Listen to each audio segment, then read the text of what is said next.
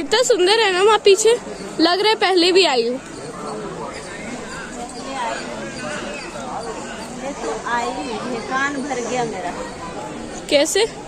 हवा से। Hello everyone, तो पहला वीडियो हमारा पार्ट 1 देख चुके हैं आप लोग, क्योंकि हम तिरुमला का चढ़ाई कर रहे थे उस समय। और अभी जो है तिरुमला चढ़ने के बाद थोड़ी देर रेस्ट किए, उसके बाद चलना शुरू किए। तो तिरुपति जाते हैं तो सबसे पहले तो हमको गुंडू करवाना पड़ता है, यानी कि माथा मुंडवाना पड़ता है, बालाजी को अपना बाल दान करना पड़ता है। उसके बाद हम दर्शन कर पाते हैं। तो जेंट्स लोग बाल दान करते हैं, और साउथ के जो लोग होते हैं वो कितने लोग लेडीज़ भी बाल दान करती है, जिनकी मन्नत पूरी हो जाती है। वो लोग, ज़रूरी नहीं है कि आपको बाल दान करना ही करना है, आपकी मर्जी हो तो दान कर सकते हैं, नहीं मर्जी हो तो नहीं दान कर सकते हैं। लेकिन लोग इतने दूर से जाते हैं तो वो लोग जिनको मन होता है वो तो दान करते हैं, जो लोग दूर से जाते हैं। तो मेरे भी हस्बैंड को बाल दान करना है था, तो हम लोग चल दिए जहाँ पे मुंडन होता है, गुंडू होता है, वहाँ पे चल दिए हैं। तिरुमला जो है 7 पहाड़ के बीच में है और चारों तरफ जंगल से घिरा हुआ है। तो यहाँ आम जो है 12 मास मिलता है और कच्चा रहता है, तो कच्चा केरी तो खाने में बहुत मज़ा आता है। तो हम लोग कच्चा केरी खाने लगे, क्योंकि नॉर्थ इंडिया में तो अभी मिलना मुश्किल है, आम नहीं मिलता है। और तिरुमला में जहाँ देखिए वहाँ लोग दिख जाएंगे, क्योंकि ऊपर इतना स्पेस है और इतना शांतिपूर्ण वातावरण है, इतना मतलब कि मन शांत हो जाता है। और तिरुमला में जो है जूता चप्पल रखने का अलग अलग जगह पे अलग अलग रैक टाइप का बना हुआ है, और वो भी फ्री। और यहाँ से जो है मुंडन करवाने जाने का रास्ता है, अंदर मुंडन करवाने जाते हैं। लेकिन दूसरा रास्ता भी है, तो हम लोग दूसरे रास्ते के तरफ गए, थोड़ी देर बैठे, उसके बाद गए मुंडन करवाने। अंदर कहीं भी कैमरा अलाउ नहीं है, मोबाइल कैमरा हो या तो फोटोग्राफी कहीं भी अलाउ नहीं है। तो हम लोग मोबाइल बंद करके रखे हुए थे और मुंडन करवाने गए थे। तो मेरे हस्बैंड मुंडन करवा के बाहर निकले, उसके बाद हम लोग कुछ खाए पिए, थोड़ी देर बैठे, उसके बाद लाइन लगे। और जहाँ देखिए यहाँ इतने लोग मिलेंगे और एकदम मस्त ज़िंदगी लगती है यहाँ पे। इतना सुकून मिलता है ना कि लगता है आने का मन नहीं करता है। और इतने लोग हैं फिर भी कहीं एक मक्खी नहीं, एक गंदगी नहीं, इतना साफ सफाई का ख्याल रखा जाता है। जबकि लाख लोग रोज़ दर्शन करते हैं, 1 लाख लोग लगभग रोज़ दर्शन करते हैं, क्योंकि 50,000 तो टिकट से ही दर्शन करते हैं और 50,000 लोग फ्री का दर्शन करते हैं। और यहाँ पे हम लोग नाश्ता करने लगे, क्योंकि सुबह से खाना नहीं खाए थे। तो साउथ इंडियन डोसा खाए, और वो भी पेपर डोसा, जो हम लोग को बहुत ही पसंद है।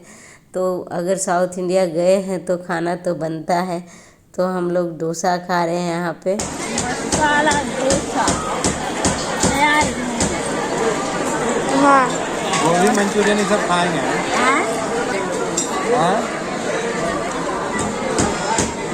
और रहने का कहीं कोई कमी नहीं है।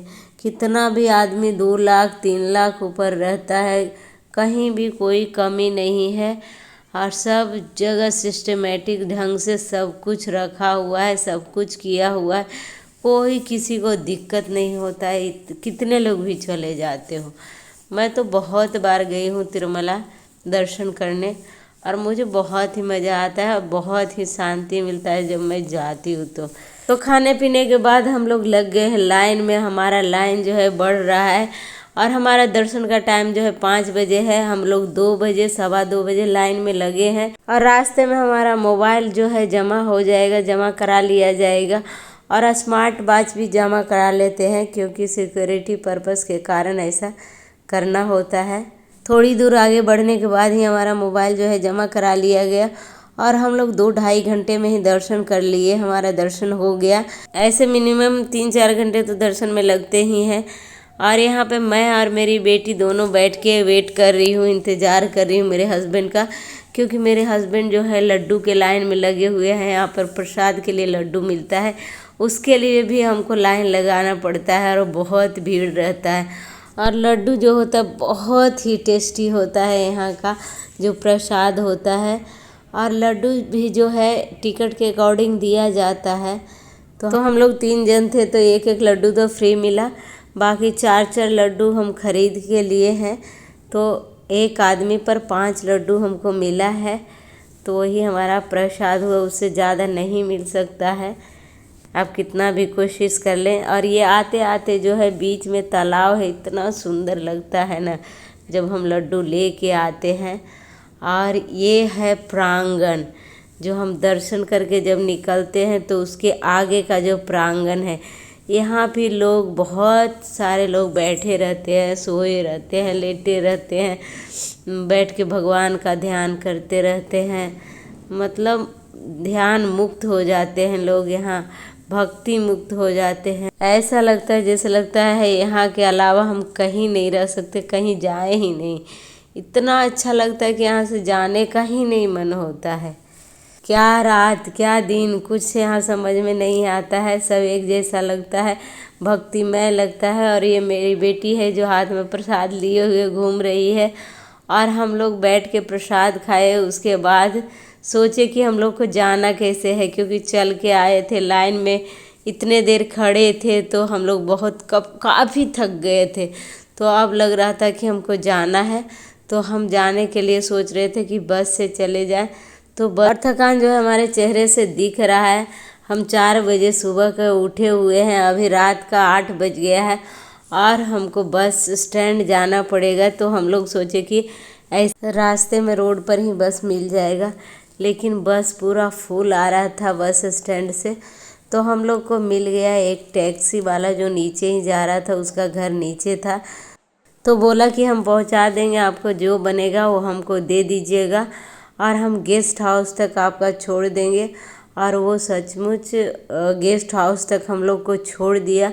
और वहाँ हिंदी लगभग सब लोग को आता है, भले ही उनका टोन अलग हो, लेकिन आप समझ लेंगे, हिंदी अच्छे से आता है उन लोग को। और अगर मेरा वीडियो पसंद आया तो लाइक कीजिए, शेयर कीजिए और हमारे चैनल को सब्सक्राइब कीजिए।